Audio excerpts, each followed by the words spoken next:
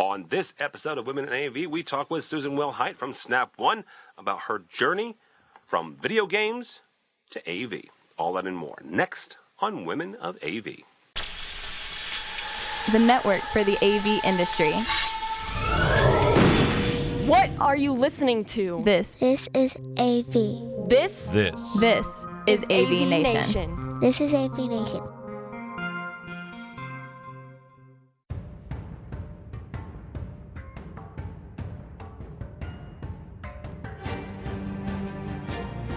Support for AVNation is brought to you by Peerless AV, driving technology through innovation.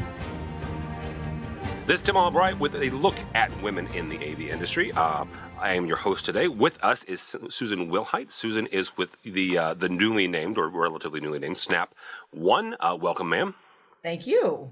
Thank you for having me. Thank you. You and I connected through various locations and avenues. You're friends with a buddy of mine, Tammy, out there in Southern California, Fuquay, who now just went over to A10. But you and I know a lot of the similar people and finally connected at Infocom this year in Orlando. Before we get started, though, kind of give me your sense, both from a manufacturer standpoint and as somebody who has gone to Infocom for a minute, what that experience was like, knowing that it was a little bit reduced, both from an attendance size as well as a manufacturer side. But what was your experience like this year? I had a great experience, to be honest with you. There were two things. One, I think, was connections, getting to know people better that you already know in the industry, such as yourself. Being able to spend time with people that you normally you're working a booth, they're passing by, you're waving, and you know them. So one, it was being able to spend quality time with your connections. And then also, I think being there, opportunities.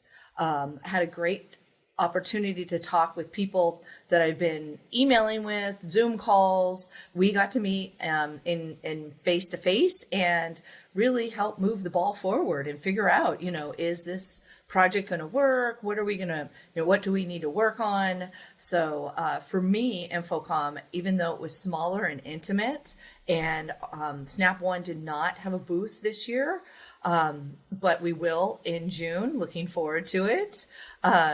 It gave me an opportunity to really dive deep. So let's talk for a second about how you got in the industry. How did it? What was your journey? How did you end up in AV? That's the $1 million question. I think a lot of people fell into it. I might have jumped into it in that sense. I went to college and got a computer science degree. I always loved hanging out in the computer lab, and at the time, graphic designers were taking off.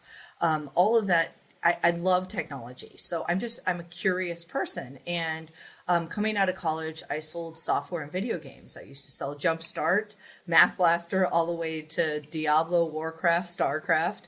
And there was an opportunity at a company in Torrance that made screens, Stuart Film Screen, and Peter Brown was the GM at the time. And I went in for an interview, didn't know anything about the AV industry, and he and I just hit it off. It was great. So like I said, I love technology. I'm curious. Got involved with, started working at Stuart, working on the commercial side, working with architects, AV integrators, consultants.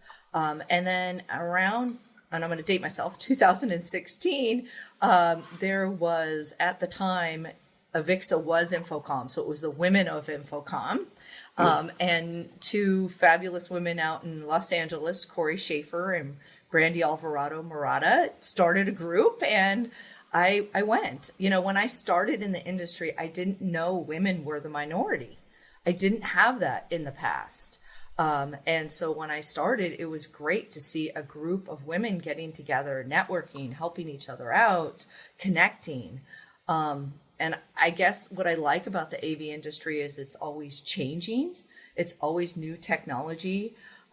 So like I said, it's that I love a challenge. It's that curiosity, that love for technology. Well, and one of the things I want to point out here is you are not the first person from Snap One for us to interview. You have a fantastic cohort in Catherine Wheeler, Yes. who we've interviewed a number of times, in addition to not just interviewing her for a spotlight on women in AV, but she's also been on a couple of our programs. Talk for a second about the need and what that does for other women in the industry, not just to connect to folks like, Brandy and Corey Schaefer, but also internally within your organization. Absolutely. One thing that I really like about Snap One is we have a women in technology group, and that was started by Kat Wheeler. And just really trying to, when I started in the AV industry, I might have been lurking in the background. And now I'm trying to push myself towards the, forefront in the sense of helping women not only within the AV industry, but also within my company, and that networking and building those relationships, helping them talk through questions they have, interests they have. So one thing that I do really like is the environment. I think the environment is set from the tone is set from the top down. And definitely at Snap One, we are encouraged internally and externally to help and promote women. Yeah.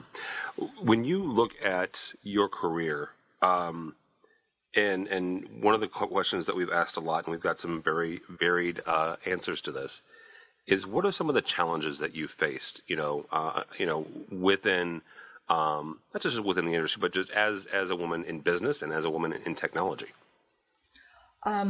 I think the big thing is hearing your voice, in the sense when you're sitting at the table, and this is probably not new. I've sat at the table, and many times I've thrown out ideas, and 10 minutes later, a male counterpart will say the exact same thing I've said, and everybody's listening. I've also been in situations where inappropriate things have said, and I really encourage, as I'm getting older, and I am happy to help mentor anybody, really encourage people to talk about awareness and accountability, in the sense that, hey, bring it up. Say, I'm not here to blast anybody for something that they've said, in the sense that I'm not going to ridicule them on LinkedIn. I'm going to pull them aside, give them the opportunity to explain, why. Where did that come from? And try to help them in the sense that, what you said was inappropriate or wasn't the right time, and why. And really, hey, let's think about what you're saying, that awareness and accountability. In addition to, I'm trying to be more proactive in the sense that when we are sitting at the table and there are other women at the table, you can tell when someone has something to say. Reach across the table, say their name and say, hey, Joyce, what do you have to add to that conversation? I see you have I can tell you have something to say. So it's not only bringing women into the conversation, but making, awareness and for everybody that is sitting at the table. I want you to pull on that thread just for one moment here, and because you said something there, it is an active. It is an act, right? It is proactive to, number one, make sure that you are staying in the moment, in those meetings, in those conversations, in those instances where there are other women. And this is not just talking to women. This is talking to men as well, who want to be supports, who want to be proactive. When you see someone, and you're right, Susan, when you can tell when someone has something to say, to actively encourage them and kind of pull them right into those conversations. Talk about why that's important, to kind of basically, in that moment, you are being a support to them and you are encouraging them to speak up. It's important because I think, one thing that this industry, like I said, I didn't know women were the minority when I started in this industry. And whether it's women, someone new in the industry, diversity, I think having a collective group of thoughts, because if you keep doing the same thing over and over again, you're going to get the same results. And sometimes it's the same people at the table that speak up, and that intimidates, it can intimidate women, younger AV people, diversity, for them not to speak up because there's that one person that always talks. So you need to make sure, be aware of your surroundings and encourage them, lift them up, support them to speak up. And, having a different idea is great. It may work, it may not work, but if you don't try it or don't listen to it, you won't know. Yeah, absolutely. When we ask this question a lot, and I kind of want to get your sense of, go forward in time, many years from now, you're getting ready to retire, and you're looking back on your career. What would you have liked to see have changed in the industry before you retire? Well, it's probably nothing new, but more women and diversity at the table. I move the needle, and I think I want to leave it better than how I found it, in the sense that help people, give women a voice and help them move up the ladder. Just being that encouraging, supportive, uplifting person. And I'll tell you, it's helped me. Pay it forward. That's another thing. Through the pandemic, I was actually unemployed. And I realized that I really missed the AV industry, and reaching out to my network, putting yourself outside that comfort zone. And so I would really love to see a legacy of more women in the AV industry and more diversity. That would be great to see people at the table adding value. Yeah, it has been said to me more than once that the AV industry is a lot like the mafia. You're just never going to escape it. So, regardless of who you're working for, they'll pull you back in. To that effect, though, and I liked you had a couple of really good points there. Moving the needle.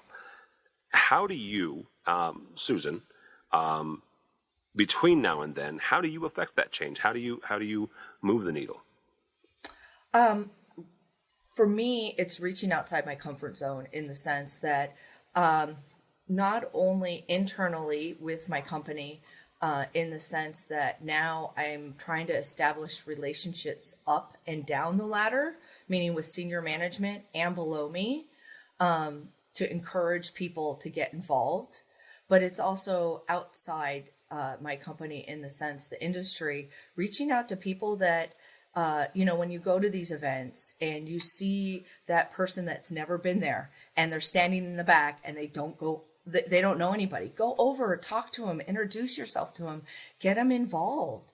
And that's what they did to me. When I first showed up at my first women's council, it was open arms, and it was really great and really encouraging in that sense. So I would like to just pay it forward. Give back for everything that I've had. Great mentors. I have had people help me along. I've been able to reach out to people, text them, hey, is this right? No, it's not.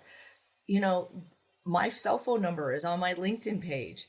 Now, you can text me at 5 a.m. in the morning. I may not answer, but, I want to be out there for people to help people and pay it forward. Yeah, absolutely. And just for the record, if you do text Susan, she's in the Pacific time zone, so also remember that. For those of us in the States, for those of you in Europe, you don't care because there's like 4 time zones here, and you got to make sure anyhow. Susan, thank you so much. I appreciate it. If somebody does want to connect with you on LinkedIn or wants to connect with you elsewhere, how do they do that? My email address is susan.wilhite@snapone.com. I am on LinkedIn, Susan Wilhite, and I am also on Twitter. Very good, Susan Wilhite from Snap-on. Thank you, Tim. Appreciate your support for women in the industry. Absolutely. And we mentioned the fact that I was also at Infocom, and Brandy Alvarado, Miranda is a dear friend, and this was her last Infocom as being the chair of the Avixa Women's Council, and not just the standing ovation, which was incredibly deserved.